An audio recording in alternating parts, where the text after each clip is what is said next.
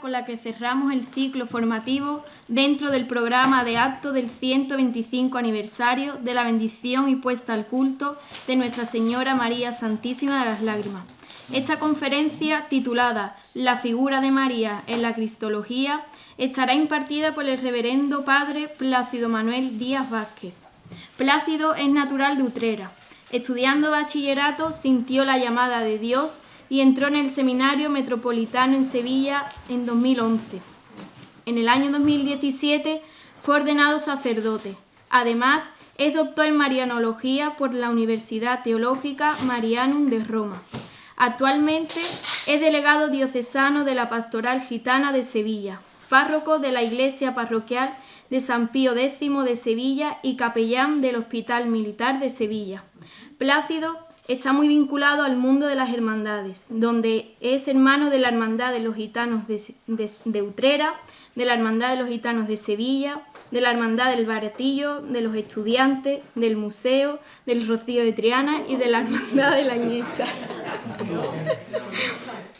Por otro lado, tiene una gran vinculación con los jóvenes, donde a través de sus redes sociales, con muchísimos seguidores, hace una magnífica labor como es evangelizar y así acercarlo más a Dios y a María.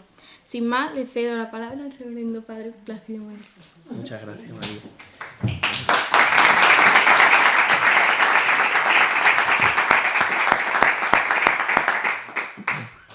Bueno, pues ante todo me gustaría... ¿Te escuchas? Sí, ¿no? Sí. Yo tengo buena voz, no hay problema. Me gustaría agradecer al hermano mayor y a su junta de gobierno, pues también en especial a María, la invitación que me habéis hecho para poder estar aquí en este día. Le estaba diciendo al hermano mayor que muy difícilmente suelo salir de Sevilla, me refiero a Sevilla o provincia, ¿no? Porque con todas las tareas que tengo, que ya ha dicho María, algunas de ellas, pues difícilmente me cuesta salir de mi parroquia, ¿no? Y aparte también este año con el hospital y varias cosas, ¿no? Pero bueno, estoy encantado de poder estar aquí con vosotros, de compartir pues algunas ideas, algunos pensamientos sobre la Mariología, que ya explicaré lo que es, y voy a intentar que al menos entendáis algunas cosas. Yo soy una persona que me gusta utilizar palabras técnicas cuando hay que utilizarlas, pero también me gusta utilizar un lenguaje más cercano y popular para que las personas puedan entender lo que es la teología. Cuando hablamos de teología, ¿verdad? Pues nos asustamos, una palabra teología, ¿no? Los curas, las monjas, ¿no? Es una cosa que es difícil de entender, ¿no? Pero es una aventura apasionante. Hablar de teología, ¿no? En definitiva es hablar de Dios, hablar de Dios. Entonces yo voy a utilizar, bueno, pues un lenguaje también sencillo para que podáis entender conceptos claros. Me gustaría que cuando saliéramos de aquí, termináramos esta conferencia, pues no dijerais, bueno, y si lo decís, pues ya está, vaya tostón de cura, ¿no? Entonces me gustaría que al menos entendierais algo. Mira, hablar de teología, como he dicho, es hablar de Dios. Y cuando hablamos de cristología, como bien indica la palabra, es la ciencia dentro de la teología que estudia a Cristo, ¿no? La figura de Jesús de Nazaret, tanto en su humanidad como en su divinidad. Pues bien, cuando hablamos de Mariología, es la ciencia que dentro de la teología, o la rama que dentro de la teología, estudia la figura de María. Es curioso cómo el estudio de la figura de María, pues quizás se ha valorado más después del Concilio Vaticano II. El Concilio Vaticano II fue un concilio que revolucionó a la Iglesia. 1965, los años 60. Un concilio que cambió prácticamente pues todo. El concepto que tenemos ahora mismo de iglesia, por ejemplo la liturgia, que a lo mejor es lo más cercano, lo que podéis entender más, es fruto de esa época, ¿no? Antes las misas eran de espalda, era en latín, era otro concepto de misa, llega el Concilio Vaticano II y se modifica, ¿no?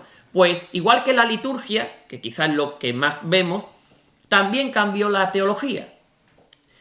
Cambió porque había algunos temas importantes que durante una serie de años, incluso de siglos, pues no se habían tratado en la Iglesia. A partir del Concilio Vaticano II empieza a poner hincapié, ¿no?, o a poner el acento en la figura de los fieles, de los laicos, el pueblo de Dios, ¿no?, el pueblo de Dios, que somos todos. Y entonces dentro de ese Concilio Vaticano II también hubo una parte que se dedicó a la Virgen, la figura de María. De hecho, en la Lumen Gentium, que es uno de los documentos del Concilio Vaticano II, en el capítulo 8 se habla expresamente de la figura de la Virgen. Un capítulo que fue controvertido en la propia Iglesia, porque había obispos y padres conciliares. Los padres conciliares eran las personas que intervenían en esos años, porque empezó en el 62 y terminó en el 65, pero ahí hubo mesas de diálogo, de trabajo. Bueno, los padres conciliares eran aquellas personas que se dedicaron a preparar los documentos. Después todos esos documentos, por supuesto revisados por el Santo Padre, por el Papa, pues se votaban. Se votaba además, hay una imagen muy significativa del concilio, que es en la Basílica de San Pedro. Aquellos que habéis estado en la Basílica, se montaron gradas a los lados, donde estaban todos los obispos, o la mayoría de los obispos del mundo, que eran los que votaban todos esos documentos. Esa imagen es muy bonita, muy significativa, porque justo debajo del baldaquino de Bernini, ¿no?, lo conocéis, justo ahí era donde estaba el Papa. El Papa, Pablo VI, presidía todas las ceremonias de votación. Bueno, ese capítulo 8, dedicado a la Virgen, fue controvertido, porque no todos los obispos estaban de acuerdo en hablar de la Virgen María en el Concilio Vaticano II. Y diréis, ¿cómo que no? Los obispos en contra de la Virgen. No eran en contra de la Virgen, pero decían que no era necesario un capítulo dedicado expresamente a la Virgen María, sino porque cuando hablamos de la cristología, cuando hablamos de Cristo, ya estamos hablando de la Virgen, ¿no?, indirectamente. Entonces hubo ahí un poco de controversia y fue Pablo VI, el Papa, el que dijo que no, que tenía que salir capítulo. Entonces apenas echó cuenta a ese sector de obispos que estaban un poco en controversia de dedicarle un capítulo expresamente a la Virgen, y él mismo, por su cuenta, tiró para adelante, ¿no?, con ese capítulo. Entonces, digo esto porque nosotros aquí en Andalucía estamos acostumbrados a hablar de la Virgen. Desde pequeños nos han inculcado el amor y la devoción a la Virgen María. Quizás nuestra primera oración de pequeño fue el Ave María, antes que el Padre Nuestro. O al menos yo personalmente, mi abuela me enseñó desde pequeño a rezar el Ave María, antes que el Padre Nuestro, ¿no? Por ejemplo, entramos aquí en cualquier iglesia y vemos no una imagen de la Virgen, vemos muchísimas, ¿vale? Muchas pertenecen a hermandades, pues a cofradías, asociaciones, pero esto a nosotros no nos resulta llamativo. Pero si vamos a otras partes del mundo, ¿verdad? Si vamos a otras partes del mundo y vamos a visitar alguna iglesia, si vamos a visitar pues algún templo, alguna capilla, pues a lo mejor solamente nos encontramos una imagen de la Virgen, una pintura, un cuadro. En Roma, por ejemplo, me resultó curioso, porque he estado 2 años viviendo allí en Roma, y me resultaba curioso que en las iglesias, ¿no?, que son monumentos impresionantes, pues no había tantas imágenes de la Virgen. Había muy pocas, ¿no?, muy pocas alusiones, ¿no? Y era interesante, ¿no?, curioso, ¿no? Por eso se dice que España y Andalucía es tierra de María Santísima. ¿Y qué razón? ¿Qué razón cuando decimos esa expresión? Porque cuando uno visita otros lugares del mundo y no se le tiene quizás, no esa devoción, pero a través de la imaginería, a través de la pintura, no se le tiene tanto fervor, ¿no?, en las iglesias a la figura de la Virgen, ¿no? Entonces, ese panorama que contemplamos de la Iglesia del Concilio Vaticano II pues llega hasta nuestros días. Hoy, actualmente, existe también pues numerosas controversias entre el cristianismo con la figura de María. De hecho, los católicos somos los que reconocemos a María como la Madre de Dios. Si nos vamos a los protestantes, que es una rama del cristianismo, pues no consideran a María como la Madre de Dios, sino como la Madre de Jesús. Es curioso, porque también nosotros en la Iglesia, en los primeros años del cristianismo, no le dábamos ese título a la Virgen. Es precisamente en el siglo V, en el 431, cuando se le da el título de María como Madre de Dios. Esto todo es consecuencia de las diferentes herejías y cismas son divisiones, ¿no? Separaciones que nacen en los primeros años del cristianismo. Porque, claro, ahora es muy fácil recitar el credo, ¿no? El credo que hacemos en misa, pues muy sencillo, no lo sabemos incluso de memoria y lo decimos de carrerilla y no nos paramos detenidamente a pensar cada definición o cada expresión. Pues cada definición y cada expresión del credo tiene bastante sentido porque es consecuencia de algún concilio del inicio del cristianismo. Cuando hablamos del concilio de Éfeso, en el 431, tenemos que hablar directamente de María como Madre de Dios. Al principio del cristianismo hubo muchas divisiones, porque había incluso, estamos hablando, claro, al principio del cristianismo no existían esas divisiones que conocemos hoy, de ortodoxos, de protestantes, los católicos, ¿no? Al principio del cristianismo éramos todos cristianos. Y dentro de esa familia de los cristianos, pues había algunas voces que decían que María no era la Madre de Dios. Defendían el título de Christotokos. Christotokos, en griego, que significa Madre de Cristo. O sea, reducían la figura de María a la Madre de Jesús. Simplemente, desde la humanidad. Claro, definir quién es Jesús. ¿Quién es Jesús? Porque en la Biblia tenemos los evangelios. ¿Vale? Perfecto. Pero cuando muere Jesús, empiezan los discípulos a anunciar el evangelio, hay a todas las partes del mundo. ¿Quién era este hombre? Aparte de contar lo que hizo, ¿no? Su vida, sus palabras, que era la buena noticia, pero conforme avanzaban los años, pues ya había personas más preparadas y tenían que dar respuesta a la esencia de Jesús. ¿Quién es Jesús de Nazaret? Algunos, que por eso empiezan las primeras herejías, decían que solamente era un hombre que recibió la llamada de Dios pues para anunciar el evangelio, para anunciar esa buena noticia de amor, de esperanza. Otros decían que era, por supuesto, el Hijo de Dios. Entonces ahí hubo también una lucha en la propia teología. Claro, definir la figura de Jesús, definir la figura de Cristo, conllevaba indirectamente definir quién era su madre. Claro, quién era su madre. Entonces, cuando se defendía la palabra Christotokos, se reducía la figura de María solamente a la humanidad. Era la madre de Jesús.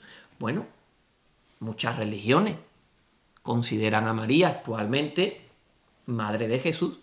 Porque indudablemente nadie, ninguna religión puede negar que María fue la madre de Jesús.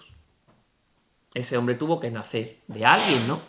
Sí, Dios podría haber hecho un milagro y haberlo hecho del barro y que Jesús hubiera nacido de la nada, pero Dios quiso que naciera de una mujer.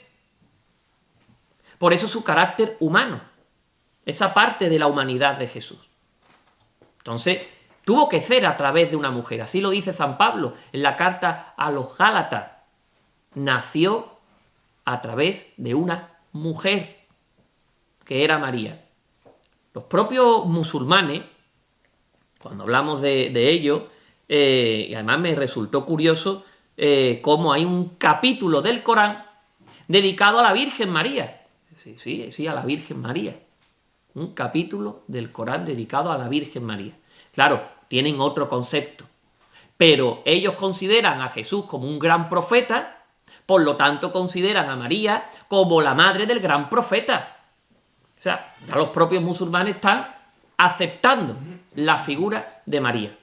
Los judíos, los protestantes, todos aceptan que la madre de Jesús se llamaba María. Hasta ahí bien. ¿El problema dónde viene? En definir su esencia. ¿Quién es, por tanto, María? No solamente la madre de Jesús desde la humanidad, sino que es la madre de Dios. Por eso en el Concilio de Éfeso, en el 431, se define a María como la Theotokos, palabra en griego que significa madre de Dios. 431, siglo V. Estamos hablando que han pasado varios años y varios siglos, desde que murió Jesús.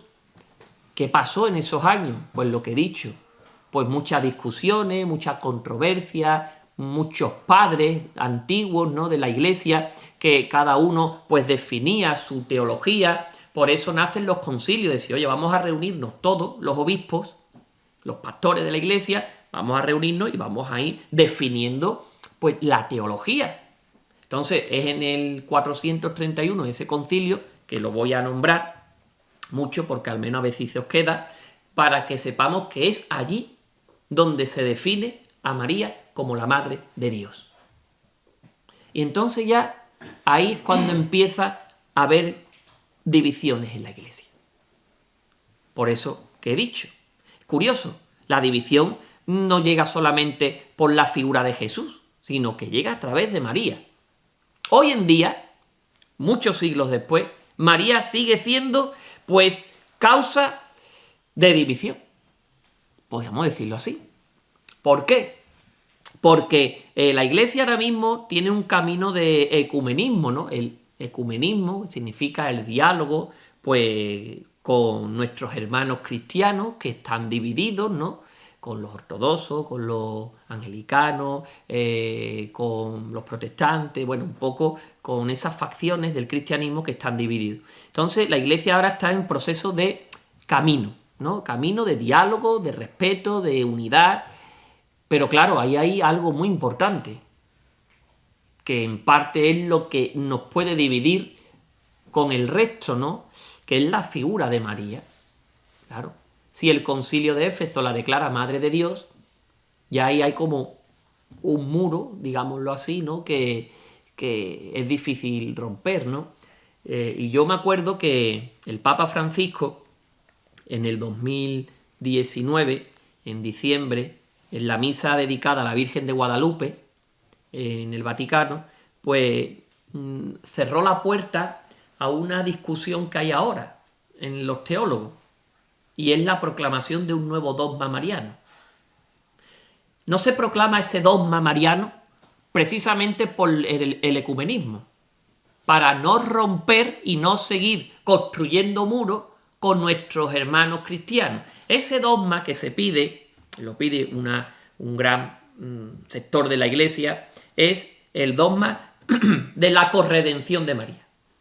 La corredención de María es como, para que lo entendáis, es la manera en la que María colabora en la obra salvífica de su Hijo. Sabemos que Jesús es el que nos salva, ¿no? El que nos salva es Jesús, Dios. Los santos no nos salvan, son mediación. Hasta ahí bien, ¿no? Mediación. Entonces, Jesús es el único que nos salva. Cuando se defiende ese dogma, que se quiere que el Papa lo proclame, se está diciendo que María ayuda en la obra de la salvación junto con su Hijo, la corredención. La redención, el redentor es Jesús, y por lo tanto la corredentora sería María. Pues el Papa Francisco cerró la puerta. En una homilía él dijo que no, que ya no cabe en la Iglesia más dogmas marianos, y que nos dejáramos de tontería, ¿no? Buenas palabras. Claro, por ese camino de ecumenismo, por ese camino de diálogo. Es verdad que nosotros aquí, muchas hermandades, incluso en las propias reglas, se habla de María como abogada nuestra, como corredentora, como mediadora de todas las gracias, ¿verdad? Son títulos que le damos a María, pero en sí no están recogidos en ningún dogma. O sea, la Iglesia dice que dentro de las mediaciones que tiene la Iglesia, junto con los santos, hay una que en la jerarquía de valores tiene bastante importancia, que es la figura de María. Es la figura de María. Claro, me gusta poner esto en antecedente para que sepamos más o menos dónde estamos. ¿Cuál es nuestra relación con la Virgen María? Ya no me refiero a nivel devocional, porque indudablemente todos tenemos una gran devoción a la Virgen. Pero ¿conocemos verdaderamente quién es María? La misma pregunta la podríamos hacer hablando de Jesús. ¿Conocemos verdaderamente quién es Jesús? Pero bueno, aquí no hemos venido a hablar de Jesús, sino hemos venido a hablar de la Virgen María. Indudablemente la cristología y la mariología están ligadas. Decía un cura un profesor mío, el profesor Perella, que es un profesor bastante bueno en la mariología y además ayudó a Juan Pablo II a escribir algunas de las catequesis marianas que están recogidas, ¿no? Y que se pueden consultar. Pues este profesor decía que muchas veces los curas hemos tenido la culpa de desfigurar la imagen de María. Porque hemos convencido al pueblo de Dios con 4 cosas que le decimos de la Virgen, ¿vale? 4 palabras bonitas de la Virgen María, y la gente se ha quedado en eso, en las 4 palabras bonitas de la Virgen. Pero no hemos entrado en el misterio. No hemos entrado en profundidad en saber quién es María. Nos hemos quedado, él lo comparaba así, ¿no? María es como un caramelo, nos hemos quedado en el envoltorio, muy bonito, a algunos nos gustará más, a otros nos gustará menos, en el envoltorio, pero hemos dejado a un lado la esencia. Lo que le da sabor no al caramelo es lo que hay dentro, no lo que hay fuera. O cuando nos comemos un caramelo, te lo comes con el papel, ¿verdad que no? Pues este profesor hacía esa comparación. Y es verdad, muchas veces nos hemos quedado con el envoltorio. En las propias hermandades, ¿no? Las propias asociaciones, nos quedamos muchas veces con ese envoltorio, ¿no? Con la apariencia, con lo externo, y entramos pocas veces en la profundidad del misterio. Por eso también agradezco a la hermandad que se haya tomado esa delicadeza de hacer un ciclo formativo por el 125 aniversario de la bendición de la Virgen de las Lágrimas. Porque, lo estábamos hablando antes con el hermano mayor, es importante la formación en las hermandades. El pueblo de Dios cada vez está más formado, porque es muy fácil buscar en internet cualquier cosa. Incluso esa formación puede estar muchas veces desvirtuada, porque buscamos en internet Teotocos, venga, voy a buscar internet. Vamos a ver lo que te puede salir ahí, ¿no? Entonces, hay que explicarle a la gente la esencia y el sentido profundo de la figura de la Virgen. No quedarnos en lo estético, en la apariencia. No quedarnos en el vestido, como yo digo, sino vamos a entrar en ese misterio. ¿Quién es María? ¿Quién es María? Voy aquí resumidamente a explicar un poco quién es ella, para ver si la podemos conocer. Mirad, en los evangelios hay muy poco escrito de ella. Hay muy poco escrito. Si cogemos el evangelio de Lucas, quizás sea el evangelio que más habla de la Virgen María. Pero si vemos Mateo, Marcos, Lucas y Juan, de los 4, Lucas y Juan de pasada, ¿no?, habla de la figura de la Virgen. Los demás muy poco hacen mención.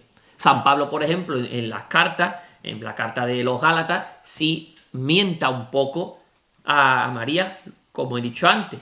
En el libro del Apocalipsis no se habla de María, ¿no? Esa mujer vestida de sol, con la luna bajo sus pies, coronada por 12 estrellas, ¿no? Esa es una prefiguración, no habla en sí de la Virgen María, pero indirectamente estamos, cuando leemos esa lectura en misa, ¿no? Directamente se nos viene a la imagen la figura de la Virgen, una mujer embarazada, con el pecado, ¿no? En el libro del Apocalipsis está, ¿no? Esa prefiguración de la Virgen. Pero claro, no es directamente la Virgen María.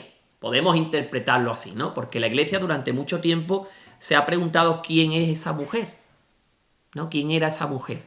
¿A qué se refería San Juan cuando escribió el Apocalipsis? Porque el Apocalipsis fue escrito por San Juan. ¿A qué se refería? ¿No? Pero bueno, nosotros en nuestra mente directamente nos vamos a la figura de la Virgen. Es igual que en el Antiguo Testamento. ¿Aparece la figura de la Virgen en el Antiguo Testamento? Claro, no aparece.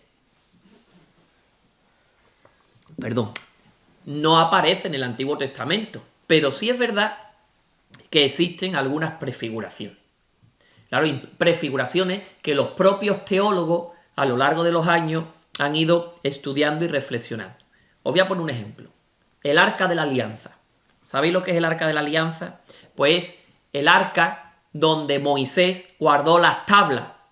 Las tablas de los mandamientos se guardaron en un arca muy bonita que aparece porque está descrita, vamos, en el Antiguo Testamento, y allí era como la presencia de Dios. O sea, cuando el pueblo de Israel tenía que caminar por el desierto, iba con el arca a cuestas, en unas andas. Además, así lo dice el Antiguo Testamento, ¿no? Cuando el rey David, una expresión preciosa, tenía una visión, ¿no?, de Dios, o tenía un encuentro con Dios, él danzaba, bailaba, ¿vale?, delante del arca, porque era una expresión de alegría en torno a Dios, era la presencia divina, el arca. Ahí se guardaban las tablas y bueno, y un par de cosas más, ¿no? El cayado de Moisés, pero bueno. Cuando decimos que María es arca de la nueva alianza, estamos hablando de que ella, en esa imagen, ¿no?, en sus entrañas purísimas, tuvo a Jesús 9 meses, ¿no?, dentro de ella. Si en el arca de Moisés estaba Dios dentro, la presencia de Dios a través de las tablas y del cayado, ¿no?, del bastón de Moisés, cuando hablamos de María como arca de la alianza, estamos diciendo que ella es el nuevo arca donde Jesús está dentro, ¿no? Bueno, son prefiguraciones, ¿no? O María como hija de Sión, por ejemplo, ¿no? Esa mujer, o la Nueva Jerusalén.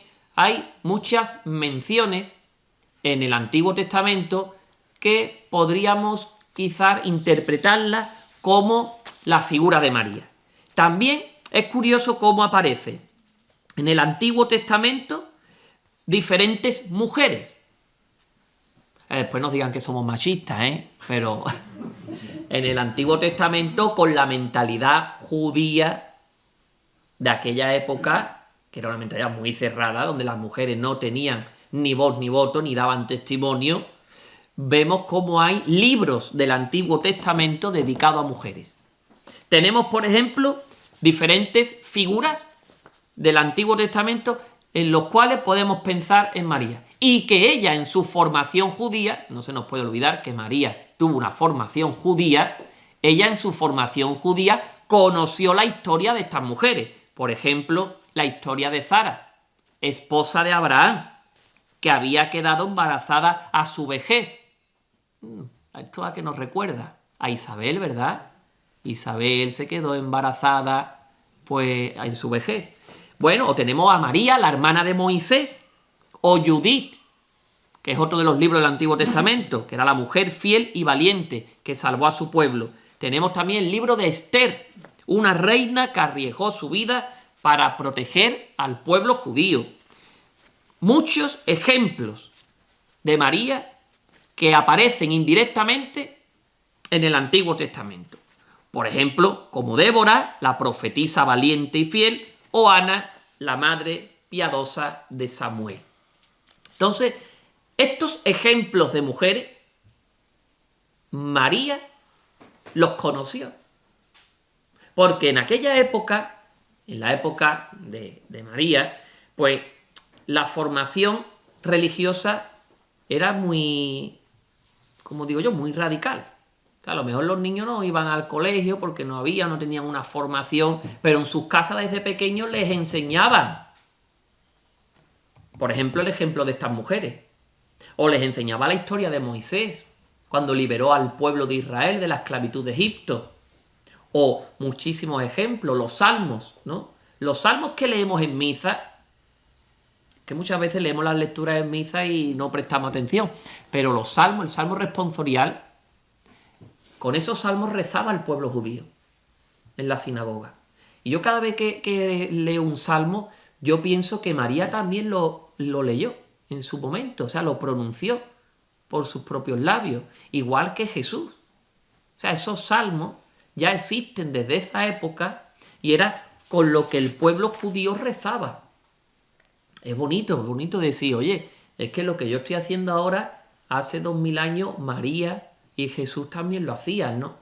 Entonces, es verdad que en el Antiguo Testamento no aparece la figura de María, pero en estos ejemplos que os he dicho, en esos ejemplos de mujeres, ya indirectamente está la Virgen. Bueno, vamos ahí a los evangelios. Los evangelios, como he dicho, solamente el de Lucas, que es el que habla más porque habla de la infancia de Jesús. Al hablar de la infancia de Jesús, nos encontramos con el anuncio del ángel, ¿no? Tenemos esa lectura del anuncio del ángel Gabriel cuando va a María a Nazaret y le dice, va a ser la madre de Jesús. Bueno, eso no aparece en ningún otro evangelio, solamente en Lucas. Porque Lucas, dice la tradición, que podíamos decirle que era el evangelista de la Virgen. Porque dice que conoció a María y que por lo tanto tuvo ese trato personal con la Virgen y por eso hay cosas que se escriben ahí que no aparecen en los otros evangelios. Pero no solamente tenemos que ir a los evangelios que conocemos, sino hay un evangelio apócrifo. Cuando digo esto, pues la gente muchas veces se asusta, porque dice, bueno, un evangelio apócrifo, pues nosotros, por ejemplo, lo estudiamos en Roma, que no es un evangelio como los apócrifos, pero tampoco es un evangelio que está en la Biblia. Se llama, la Iglesia entonces le da el nombre del protoevangelio de Santiago, para significar que en esa jerarquía es uno de los evangelios que más nos pueden ayudar a nosotros en la fe a conocer, en este caso más, a la figura de María. Claro, la Iglesia no lo contempla en la Biblia, pero os voy a decir dos cosas que son muy curiosas, que nosotros los católicos celebramos, que está en nuestra liturgia, en nuestro calendario, y que viene de ese evangelio, que no aparece en los demás. Uno, los nombres de María. ¿Cómo se llama? Joaquín y Ana. Fiesta que celebramos el 26 de julio, ¿verdad? En los evangelios de la Biblia no están esos nombres. ¿Dónde aparecen esos nombres? En el protoevangelio de Santiago. Otra de las fiestas que celebramos en la Iglesia Católica, que también pasa desapercibida muchas veces, 21 de noviembre. ¿Qué celebramos el 21 de noviembre? La presentación de María en el templo. ¿Aparece eso en los evangelios canónicos? No. Aparece en el protoevangelio de Santiago. Entonces la propia Iglesia, a lo largo de los siglos, pues ha cogido de esas tradiciones, pues algo que sí nos puede ayudar. Y nos puede ayudar porque ese protoevangelio de Santiago estuvo a punto de entrar en el canon de la Biblia, pero se quedó fuera. Entonces actualmente tenemos solamente esos 4 evangelios. Pues mirad, en el evangelio de Lucas, por ejemplo, tenemos la Anunciación. Y de la Anunciación me quedo, podríamos hablar mucho, pero no tenemos tiempo, me quedo solamente con que Dios fue a Nazaret. Diréis, a Nazaret. Mira, Nazaret era el peor lugar que existía en la zona de Jerusalén y de Galilea. Era una aldea muy pequeña, era agrícola y además muy desvalorada y desprestigiada por el pueblo judío. Incluso en el propio evangelio a Jesús le dicen un día, pero ¿no es este el hijo de María y del carpintero? ¿No es este el nazareno? ¿Puede salir algo bueno de allí? Le dicen, ¿puede salir algo bueno de allí? ¿No? De Nazaret, el nazareno, ¿no? Entonces estaba muy desvalorado. Pero es curioso cómo Dios va a Nazaret. ¿Por qué? ¿Qué nos quiere enseñar Dios con ir a Nazaret y hablarle a una joven que se llamaba María para que ella fuera la elegida para ser la madre de su hijo? Pues para enseñarnos que en lo pequeño, que en lo escondido, que en lo sencillo está la grandeza de Dios. Por eso fue a Nazaret y eligió a quien, a María. Dicen los expertos que María tendría unos 15 o 16 años cuando se quedó embarazada. 15 o 16 años cuando recibió el anuncio del ángel. ¿Por qué? Era lo normal. En aquella época, con 15, con 16 años, ya se daban en matrimonio a las jóvenes. Entonces, a nosotros nos llama la atención, ¿verdad? Pero eso, en aquella época, en el pueblo judío, era lo más normal. Entonces, dicen los entendidos y los expertos, estudiando la sociedad judía de aquella época, que María tendría que tener unos 15 o 16 años, fijaros. Qué joven. Y se encuentra con ese pastel, como yo digo, porque eso no fue fácil para ella. Incluso ella lo dijo, ¿no? Pero ¿cómo puede ser esto? Si no conozco a varón, ¿cómo puede ser esto? Con la que me puede caer a mí encima. Pero aceptó. Aceptó porque era una mujer de fe. Esas son de las cosas que nos enseña María. La fe y la humildad. Una mujer creyente, una joven creyente que puso su vida en las manos de Dios y aceptó. Ella nos enseña, justo después del anuncio, nos enseña que no tuvo miedo, porque otra se queda encerrada en su casa. Pero ¿sabéis lo que hizo directamente? Y aquí aparece el segundo pasaje donde está la vida de María, que fue a visitar a su pariente Isabel. Su pariente Isabel, no su prima. ¿No? La tradición decimos que Isabel fue su prima, pero eso no está ahí muy claro. Dice la Biblia, el Nuevo Testamento, que fue su pariente, ¿vale? Su pariente Isabel. Y fue a visitarla. Se puso en camino. 140 kilómetros tuvo que recorrer María desde Nazaret hasta Ain Karen, que es la montaña donde vivía Isabel y Zacarías, ¿no? Entonces, la madre de Juan Bautista. Entonces, 140 kilómetros que no se recorre en coche, sino andando o en burro. Ella se puso en camino, con esa edad, para visitar a Isabel, porque le dijo el ángel que su pariente Isabel ya estaba embarazada en su vejez, la que todos creían que era estéril. Pues ella se puso en camino. Después de eso nos encontramos, por supuesto, con el nacimiento de Jesús en Belén. No voy a entrar en eso, pero hay un dato curioso. Cuando Jesús se pierde en el templo, a los 12 años hacen una peregrinación a Jerusalén donde los judíos obligatoriamente tenían que ir por lo menos todos los años, y si no, una vez en la vida. María, José y el niño van a peregrinar al templo y se pierde, ¿no? ¿Conocéis ese pasaje que se pierde Jesús? Bueno, pues María, después de 3 días buscándolo, lo encuentra en el templo y le dice: tus padres te estamos buscando angustiado. Y le dice Jesús: yo estoy en las cosas de mi padre, ¿no? Aquí. Bueno, es curioso esa expresión de María, porque María habla muy poco en los evangelios. Habla en la Anunciación, habla ella en la Anunciación, habla en la Visitación, habla cuando se pierde su hijo en el templo. ¿Y sabéis dónde habla otra vez? Damos un salto al Evangelio de San Juan, en las bodas de Caná. San Juan habla solamente en 2 momentos de María. Lucas ya no habla más. Lo que es la presenta, cuando se pierde Jesús en el templo, ya ahí María prácticamente desaparece, ¿no? Pero en San Juan, si cogemos un relato correlativo, ya nos encontramos en las bodas de Caná. ¿Sabéis que Jesús, después de esos 12 años que se pierde en el templo, nos dice Lucas, y siguió creciendo en sabiduría con sus padres, creciendo en formación, junto a Dios, y ya no sabemos nada de él hasta la vida pública, ¿no? Más o menos. Y la vida pública, indirectamente, su primer milagro, ¿cuál es? las bodas de Caná.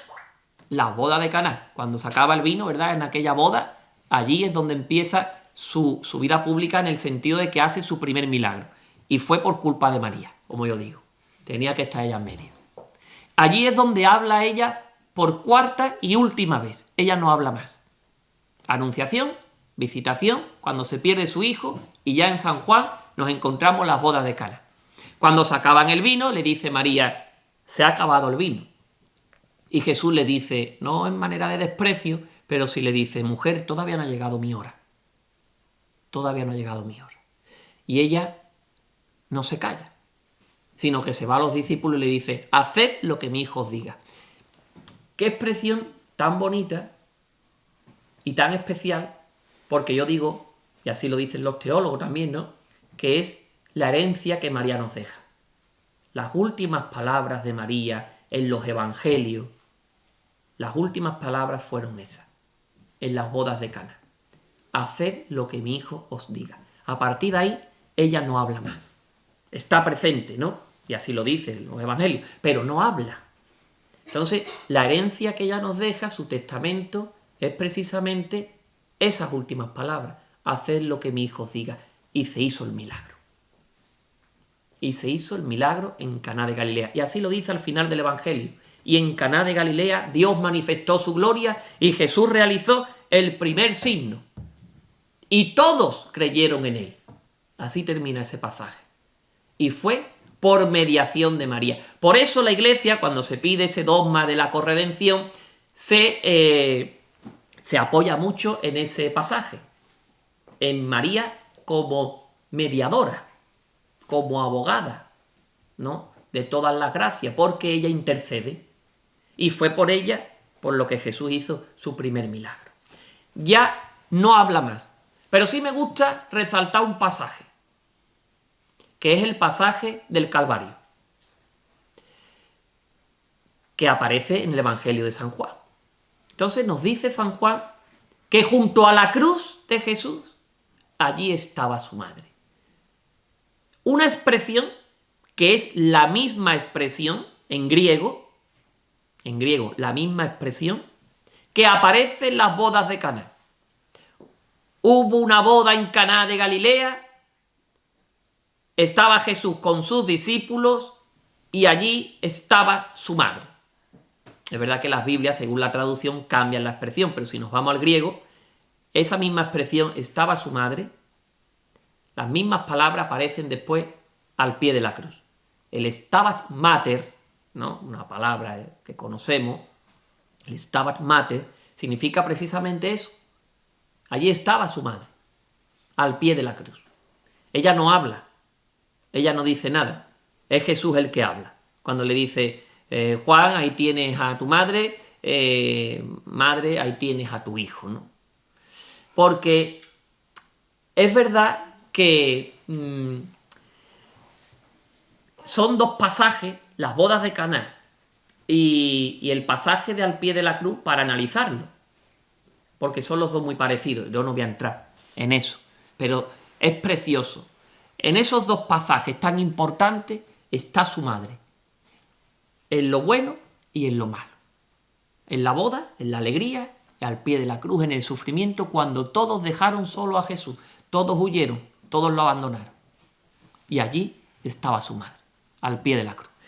A partir de ahí nos encontramos en los Hechos de los Apóstoles, cuando estaban reunidos en Pentecostés, ¿no?, estaban los discípulos con las puertas cerradas por miedo, pues también nos dice que allí estaba María, junto a ellos, pero ella no habla más, sus últimas palabras están en San Juan.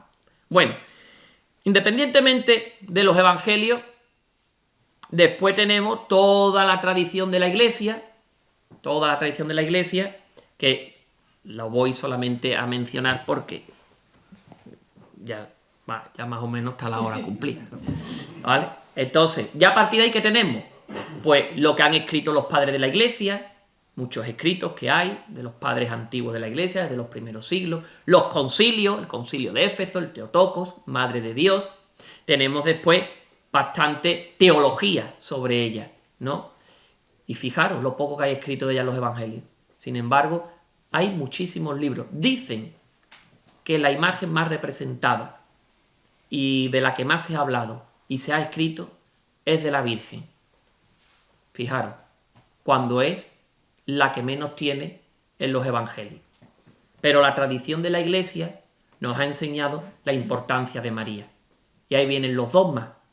El dogma de la maternidad divina, el dogma de la virginidad, el dogma de la Inmaculada Concepción, el dogma de la Asunción, que podríamos estar aquí hablando eternamente de la historia de esos dogmas, ¿no? Y, por supuesto, y ya termino con esto, destaco la aportación que hizo San Juan Pablo II a la Mariología. El único papa en la historia de la Iglesia, también por los años que se llevó en el pontificado, que ha escrito más de la Virgen María. 72 catequesis dedicadas a ella.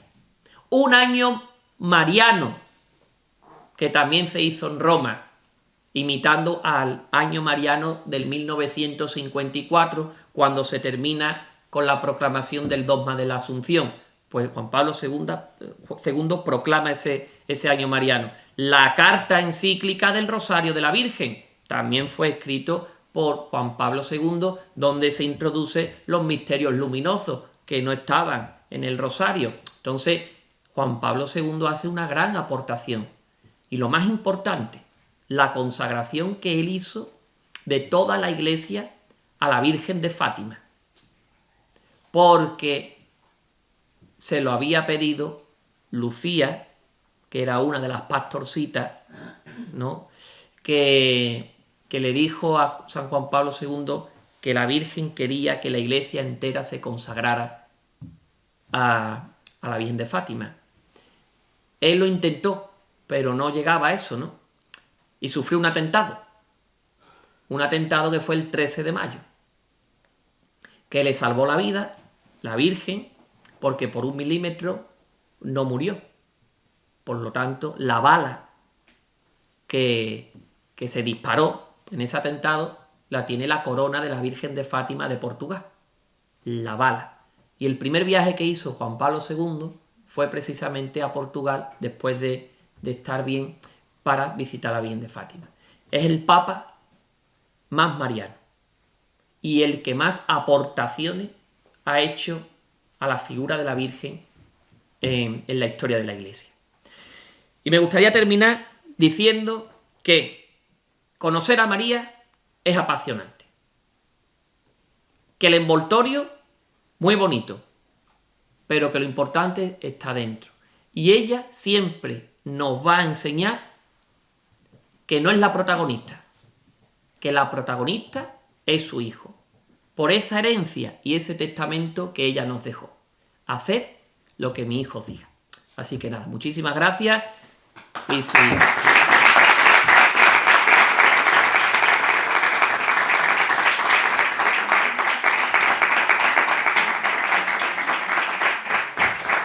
No sé si alguien tiene alguna pregunta o algo, ¿no? O estamos en familia. Una preguntita. El nombramiento o la festividad de madre de la Iglesia que hace el Papa Francisco el lunes de Pentecostés, ¿tiene alguna lectura en referencia al camino ecuménico que ha cogido la Iglesia? Porque, por lo que ha comentado, la controversia que está viendo, ¿o ha habido? Claro, es una manera de... Estaba en la tradición, ¿no? Porque indirectamente la Iglesia necesitaba en la liturgia un día dedicado a María como madre de la Iglesia. Claro, esa maternidad de María, a través de la Iglesia, viene ya del Concilio Vaticano II. Pero no había una fiesta designada, o sea, no había un día dedicado. ¿Qué mejor día que el lunes después del domingo de Pentecostés? ¿Por qué? Porque el domingo de Pentecostés nosotros celebramos la venida del Espíritu, por lo tanto celebramos el día de la Iglesia, ¿no? Porque es el día en el que estaban reunidos todos los discípulos junto a María, y ese día en el que viene el Espíritu Santo, y ya a partir de ahí es como yo digo, empezó esta aventura apasionante de la Iglesia, ¿no? Ahí cambió todo. Entonces los discípulos empezaron a ir de un sitio a otro anunciando la buena noticia. Claro, ahí vemos a María en medio de ellos. ¿Qué mejor día que el lunes después de Pentecostés? ¿No? Porque el domingo es el día de Pentecostés y el día siguiente... Si existe alguna controversia, algún problema, no. Porque en sí María Madre de la Iglesia no es como un título teológico, digámoslo así, es más litúrgico. O sea, eso no afecta nada en la teología. Ella es madre de la Iglesia, de la Iglesia. ¿Quién es la Iglesia? Todos nosotros, todos los bautizados. Indirectamente nosotros ya la consideramos madre, porque en el Concilio Vaticano II se dice que como consecuencia de la maternidad divina de María con Jesús, María es madre de todos los creyentes, de todos los fieles. Pero es verdad que no había un día puesto. El Papa lo único que ha hecho es decir, este concepto que está en el Vaticano II, pues vamos a hacerlo oficialmente el lunes después de Pentecostés, que es la fecha más idónea pues para celebrar a María como madre de la Iglesia. Pero no tiene tanta controversia como designarla Madre de Dios, que es un término ya teológico que eso sí es un muro, como he dicho antes. Otra pregunta al hilo del ecumenismo, porque evidentemente María, como bien ha dicho en el ecumenismo, es el gran escollo, no solo por el Teotocos, sino a lo mejor por el Adelfos también, de nuestros hermanos protestantes y demás, que tienen otra interpretación. ¿No cree que pararnos nosotros, o sea, dejarnos nosotros quietecitos intentando llegar a un ecumenismo que realmente va a ser difícil de que llegue? Porque, a ver, no vamos a renunciar evidentemente a un dogma, porque por algo es dogma, y ellos no van a aceptar ese dogma porque no creen en él. Es un poquito, vamos a decir, de iluso. Claro, lo que pasa es que es verdad que desde el propio Concilio Vaticano II, que aparece un documento expresamente dedicado al ecumenismo y al diálogo interreligioso. Pues ya los movimientos que yo digo que la Iglesia ha hecho ha sido todo en diálogo. Un diálogo que se manifiesta más en la imagen pública que se da, ¿no? Cuando vemos al Papa con un imán, ¿no? O sea, cuando vemos esas imágenes con otros líderes religiosos, ¿no? De otras religiones, es una imagen más aparente, ¿no? Que lo que se quiere decir es, oye, que estamos aquí unidos, que nos une algo, que es nuestra fe en Dios, que después hay otras cosas que sí hay que dialogar y que un poco... Pero claro, la Iglesia va por ese camino, ¿no? Es verdad que el Papa Francisco ha tenido muchísimos encuentros. Es el Papa más ecuménico que estamos viendo. Claro, levantar ahora otro dogma, ¿no?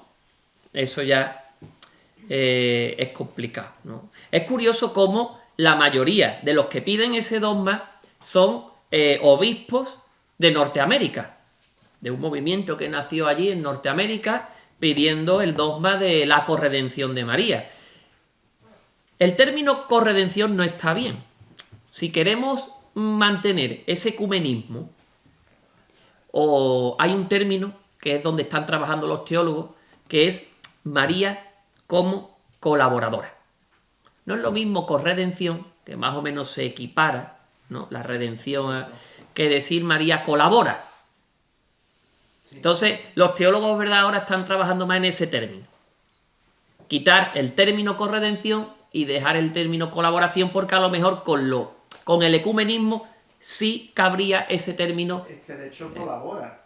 Claro, es que colabora. Si lo único que falta, o sea, la propia Iglesia lo dice, pero lo único que faltaría... La única que no pierde la fe en ningún momento. Ningún momento. Y ahí lo vemos. Que es lo que nos enseña realmente. Pero bueno, doctores tiene la Iglesia, como yo digo, ellos sabrán.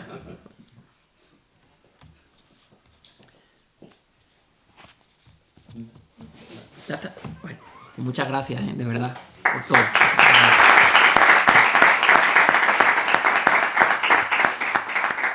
Bueno, muchísimas gracias, Reverendo Padre Plácido Manuel, por esta conferencia donde nos acerca aún más a la figura de la Virgen María y con la que concluimos este programa de actos donde la Hermandad ha querido mostrar a través de estas 4 conferencias el papel que tiene la Virgen María, desde la religiosidad popular, la representación dolorosa de Nuestra Señora y conocer la iconografía de las lágrimas de María.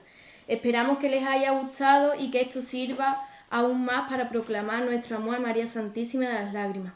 A continuación, ruego la presencia del hermano mayor donde le hará una entrega de un presente al oponente para un recuerdo de su participación en este programa de actos del aniversario.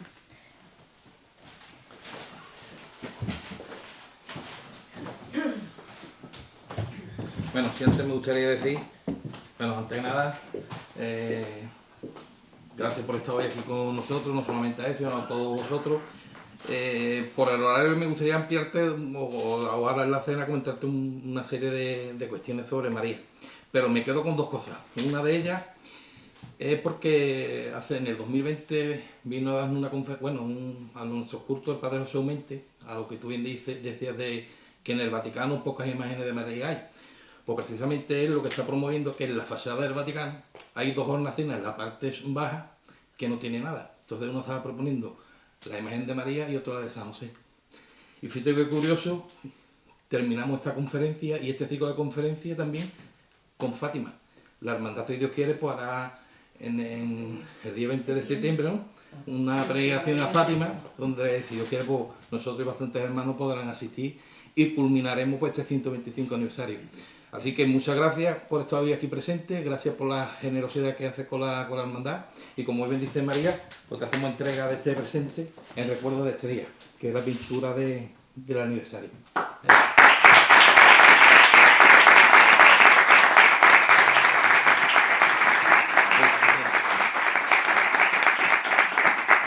Bueno, pues yo lo he dicho ya, ¿no? Muchas gracias, he intentado explicarlo lo mejor posible, porque hablando de teología, como he dicho antes, es complicado, ¿no?, entender muchas veces algunos términos, pero al menos he intentado que os llevéis algo en claro, ¿no?, de este día, pero que sigáis profundizando, o sea, que sigáis teniendo formación, que sigáis teniendo encuentros para ir conociendo más pues nuestra fe, en definitiva nuestra fe, porque dice que uno no ama de verdad lo que no conoce. Si conocemos nuestra fe, por supuesto, la amaremos mucho más. Así que yo os invito a que sigáis conociendo pues esta apasionante vida espiritual que es el ser cristiano. Así que muchas gracias.